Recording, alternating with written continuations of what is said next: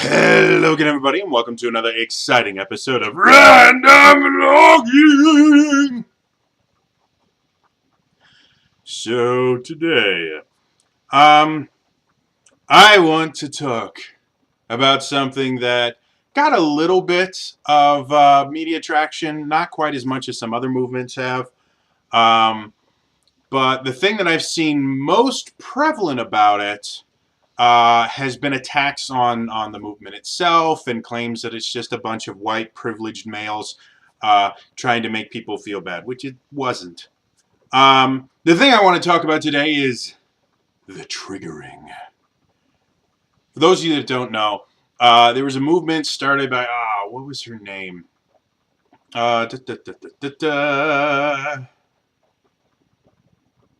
There we go. Lawrence Southern? There we go. That's her name. Was a movement kind of coined by and started by a woman named Lauren Southern. She is a media writer. She does, I believe she does some videos. To be perfectly honest, I don't follow anything that she does. The only reason I know of her at all is because of the massive backlash in certain circles that the triggering inspired. So anyway, what it was, despite what a lot of the more liberal media outlets and internet sources will tell you, was it was basically a public outcry against the political correctness and social justice warriors that are constantly offended by everything. And the idea that to offend someone is somehow this horrible, disgusting, worthless thing that should be condemned. I've talked about something similar to this in a video a while back where I talked about the word trigger and trigger warnings. I personally despise the phrase trigger warning because probably close to 90 to 95% of the people using trigger warning are using it completely and hopelessly incorrect. What I mean by this is people go, trigger warning, I'm going to talk about politics, or trigger warning, I'm going to talk about gender issues. And what they're saying is, by the way, I'm going to talk about a controversial subject. If you don't want to hear about this subject, you should stop watching now. That is not what a trigger warning is. Being triggered is actually a result of severe psychological trauma, usually tied to abuse or traumatic situations, things like that. What a trigger is with certain people that have things like PTSD or anxiety or severe depression, things like that. There are certain things that can trigger their PTSD or their anxiety to the point where it can become dangerous for them. I myself have anxiety and depression as well as a repressed memory about a traumatic experience from my childhood. I know of quite a few things that will trigger me, meaning there are quite a few things that if I experience them will start me having a panic attack or will start my depression flaring up into a cycle of me going into a massive depressive episode, which could result in me attempting self-harm or suicide. Um, there are a very much smaller list of things that will trigger me to relive portions of the traumatic experience that my brain has repressed because it decided I couldn't deal with it. Those are triggers. And a trigger warning should be used to tell someone, by the way, I'm going to be talking about a subject that may trigger post-traumatic stress, may trigger a depressive episode, may trigger an anxiety attack. That is what a trigger warning is. Not, I'm going to talk about politics, my feelings on Bernie Sanders, so trigger warning. That's not what it is. And it has been appropriated by social justice warriors and a lot of people who are just professionally offended, which does a lot of things. First of all, it's a really simple way to censor a lot of different opinions. If you go, excuse me, you're triggering me, just stop. You're triggering me, you can't trigger me, stop. It's a really simple way to censor someone, simply because going, hey, I disagree with you is not going to really make anyone shut up, especially if they really strongly believe what it is. But if you tell them that you are causing, that they are causing you significant pain and anguish, it's no longer about them trying to speak their mind, and it's specifically about them trying to cause harm to another human being, which isn't actually happening. And so, yeah, that's generally why they've adopted that, because it's the easiest way to silence dissenters. I really don't like that. I am very much a believer in the idea of free speech to a point. I don't believe in free speech as far as it goes to actually hurting and harming another human being. But I believe in free speech. I'm very anti-censorship and things like that, with some modifications that we're not really going to go into right now. So, I'm very much against the phrase trigger warning, simply because it doesn't mean what people think it means.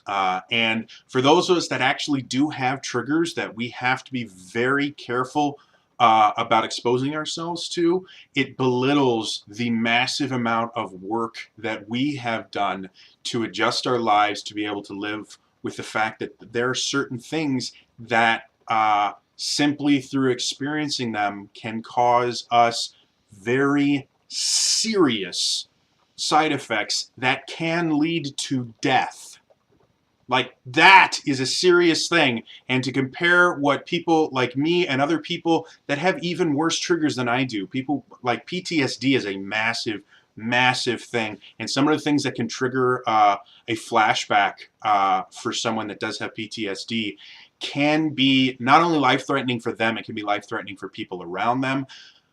And the just sheer amount of work and blood and sweat that goes into learning what your triggers are and learning how to deal with them, especially since you can't control the rest of the world, you're going to get triggered. That's just how it works. And learning how to deal with it in a healthy way is unbelievably difficult. And it takes years and years and years of very, very excruciating work. So to compare what people like us go through to someone that doesn't like that you disagreed with them is insulting, and it belittles the massive amount of effort that's been put in by those that actually have to deal with this stuff. So, to bring it back around, the triggering was basically a movement designed to basically satirize this idea of, you're triggering me, stop triggering me. And it was basically the thought process behind it. I will get into what it actually turned into later. The thought process behind it was basically to just say things that are either factual statements that some people disagree with, various opinions, and other things that a lot of people would say, well, you're triggering me, you're not allowed to say that. Well, yes, I am. You can disagree with it, and that's absolutely fine. We can have a debate about it. We can have an argument about it. We can scream and throw steaming piles of shit at each other about it. However, that doesn't mean that the two ideas don't exist, or that one person is not allowed to have a specific type of idea, or they're not allowed to express it simply because someone else doesn't like it. That was the thought process behind it. Overall, from the little bit that I was able to research, and I will go into the reasons why it was significantly more difficult to research than a lot of the other topics I talk about in a little bit. Overall, a majority, meaning more than 50% of the tweets were exactly that. It was a Twitter-based hashtag, And the majority of the tweets, again, more than 50%, were exactly that. There were people that were satirizing the idea that these groups of people can be triggered by simple statements uh, like the statement, there are only two genders. Whether or not you believe that, uh, just because someone else makes that statement does not instantly make them a horrible, disgusting, bad person if you don't agree with them. Um, if you don't agree with that statement, it's absolutely fine. If you don't want to deal with people that believe that, that's absolutely fine. There's nothing wrong with that. However, if you actively campaign to stop people from saying it simply because you don't believe that, that is wrong. That is censorship. My personal opinion on that particular matter is it's unbelievably confusing. It's not something that I have ever had to deal with because I am a cisgendered heterosexual white male. So I've never questioned my gender identity or anything like that. And I've just kind of come to the acknowledgement that that is one particular aspect of society that I simply will not understand. I have no frame of reference to be able to compare it to, which is how I understand things. And I am willing to admit that there are other people that do deal with it, that have a lot of opinions on it and have a lot of ideas about it. And some of them really base their core identity on their particular interpretation of what gender is. And these are on both sides of the equation. The people that think gender is this massive spectrum and there are hundreds of different genders, and the people that are gender binary, like there are people that really kind of form their own self-opinion and their core identity based on the idea of what gender is on both sides of the equation. And those are the ones that get the most vocal about it because of from a psychological perspective, if something is part of your core identity and somebody disagrees with it, if you are not completely comfortable with yourself, you can take that to mean that they disagree with you as a person, and it turns into a massive, massive issue that generally takes a lot of therapy to deal with. Trust me, I know this. I've dealt with that. There are parts of my core identity that used to be heavily defined by what other people thought of me. And it caused massive, massive issues. I'm still dealing with it today. I'm just dealing with it slightly better. And most of that is from not killing myself when I wanted to in depression and learning how to deal with anxiety attacks. You learn very quickly or you die. So anyway, that was the idea behind the triggering. And for the most part, the majority of the tweets were simple things like that that had been kind of suppressed and censored by social justice warriors and in general, like liberal, extreme liberal media and things like that, who declared that thoughts like that shouldn't exist because they hurt other people's feelings. Now, a large portion of the minority that was not simply a satirizing of the idea of triggering and what a joke it had become, were used to say very hurtful, harmful things. They were used to promote racist ideals. They were used to promote sexist ideals, misogyny, eugenics, things like that. These are the people that got the most attention because what they were saying was horrible. Some of the tweets were things like, and again, it's actually really difficult to find any of them anymore. But I remember reading one that was something like, women get paid less than men because they're worth less. Which is a horrible statement, a disgusting, misogynistic statement that 100% is not true. But they decided to capitalize on this idea by perverting it so that they could use it to say hurtful, disgusting things under this umbrella. The people that disagreed with the triggering used these to claim that the entire movement was just this vocal minority, and used it to shut it down, to the point where Twitter itself, at least from the reports that I've been able to read, again, it's unbelievably difficult to find out information about this, Twitter itself repressed the hashtag, even though it was trending and things like that. Generally, During Critical Role Night, if I'm typing the hashtag Critical Role, after I get about 3 letters into it, 3 or 4 letters, Twitter will go, "Are you trying to say Critical Role?" And I can just click on it and go on with the tweet. It's super easy. If you go into the search bar, especially during a Critical Role episode, and you type in hashtag CRIT, normally once you get that far, you will get a list of things, and one of the top ones will be Critical Role. It makes it very, very simple for people that may not know exactly everything that's going on to be able to find it very quickly, be able to look at everything that's going on. If you've never done it, I don't recommend doing it for long because it's a little bit overwhelming.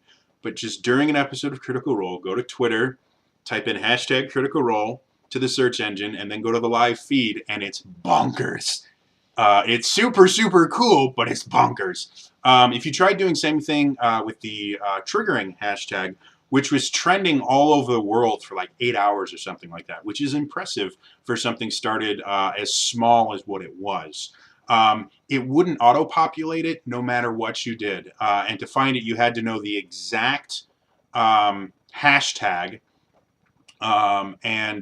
Even then, it was actually very difficult to find any tweets about it because Twitter, enough reports got made to Twitter that they decided that it was a hate speech hashtag and did their best to make it difficult to find.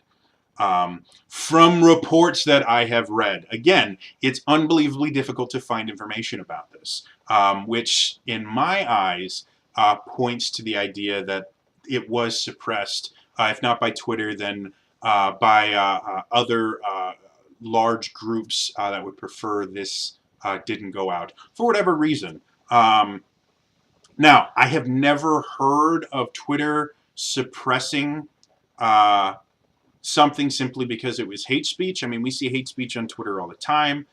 So that kind of brings up the idea of, okay, well, that doesn't make a whole lot of sense. I mean, the Gamergate hashtag and the anti-Gamergate hashtag, which were both full of hate speech at one point or another, were never suppressed.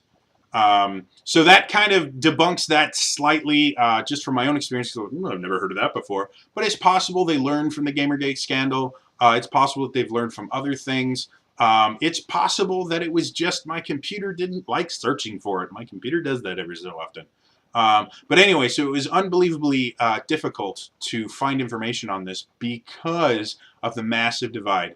The extremist liberals fought it significantly, claiming it was a hate speech movement, claiming it was people that were trying to do harm to other people and trying to make them feel bad, which it wasn't. And then the extremist conservatives didn't actually do a fucking thing about it because they're still trying to figure out how the internet works. The people that actually know how the internet works were fighting it massively, and there's really no support from any other side. If you look up information about it, unless you go, I think most of the information I found was from this thing called Age of Shitlords, which I read a couple other articles on it, and it's very, very polarized, very, very biased,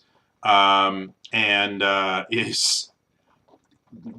You may not want to read it, especially if you are a little more liberal-minded, because they just have crap tons of stuff. Every so often, in the just oodles and oodles of opinion posted as fact, they actually do have some facts in there, which is surprising, because sites like this on both sides of the equation, conservative and liberal, generally tend to avoid facts because they get in the way of their opinions. Beside like very, very biased articles about it, you can't really find an unbiased article about the triggering. I mean, part of that is because it happened literally less than a week ago. And so people are still kind of, trying to wrap their head around it. The other half is, again, I believe that somebody on some level actively tried to suppress everything about it because finding information about it is very, very difficult, which makes writing articles and making videos like this about it incredibly difficult because you can't actually find facts. You can only find opinion pieces that will spin things drastically to support their own ideas. So, end result. The triggering was a movement designed to fight back against political correctness and censoring that has become a mainstream part of at least American society. I can't comment on world society as a whole because I live in the U.S. and we are relatively sheltered from the outside world due to our own media. Um, I have no idea how this reacted in the rest of the world, other than, again, the few reports I was able to get that it was trending all over the world. But it was not this horrible thing where all these misogynist and sexist people were trying to hurt people with their words. Were there people that used it to do that? Yes, they were a vocal minority. There were some people, apparently there's quite a few feminists that used it as a great way to poke fun at the movement. Which, again, I actually support the idea behind it, not the movement itself, but the idea behind it. And even I read some of these tweets by these feminists making fun of it and went, that was pretty good. So overall, the thing itself was not horrendous. It wasn't designed to hurt people or make them kill themselves or trigger post-traumatic stress or anything like that. No, it was simply a satirization of what has become commonplace, whereas anyone that disagrees with me is a horrible, disgusting, inhuman monster that deserves to never speak again. And that's a horrible, horrible idea that needs to be stopped. And if we look at where our politics is going, it doesn't look like it is.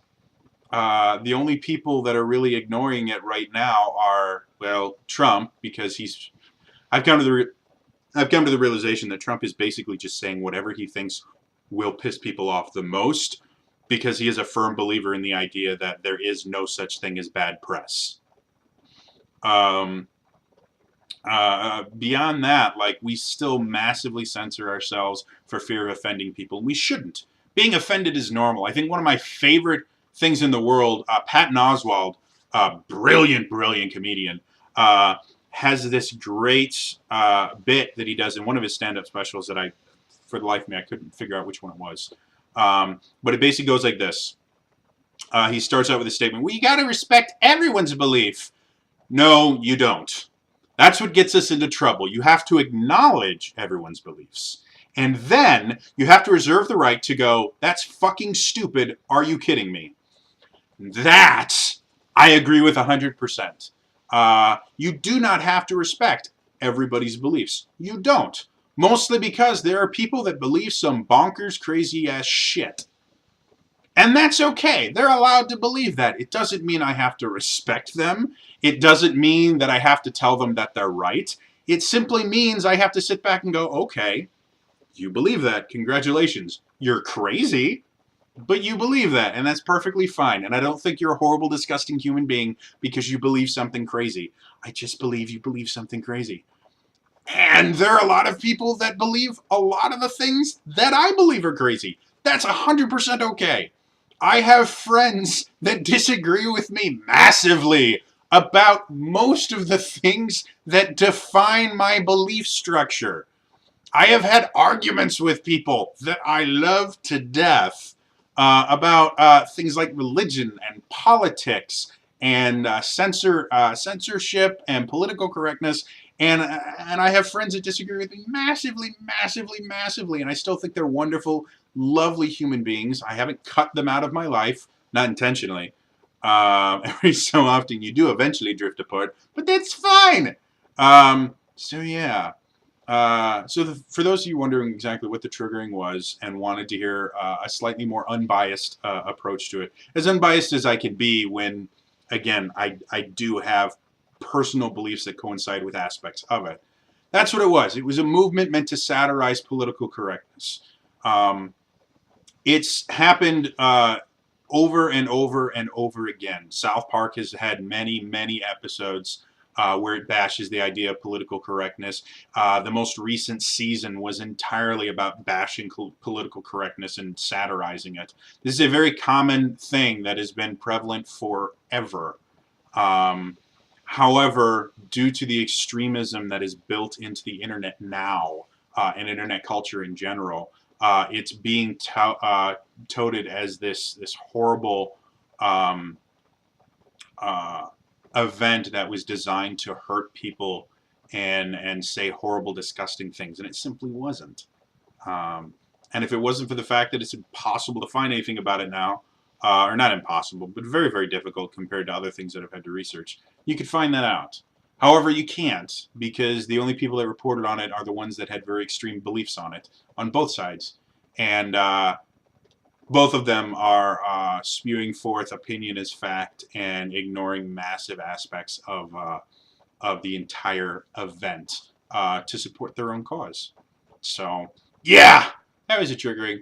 Like I said, I kind of agree with the thought process behind it. I've made videos stating as much before, and I will make them again as long as the idea of triggering in safe spaces exists outside of what it actually should encompass. Because I'm tired of people appropriating things that actually take a lot of work and effort to do simply to censor other people that they don't like. So, that's all for me today. I will see you guys tomorrow for another random vlogging. Alright? Bye-bye!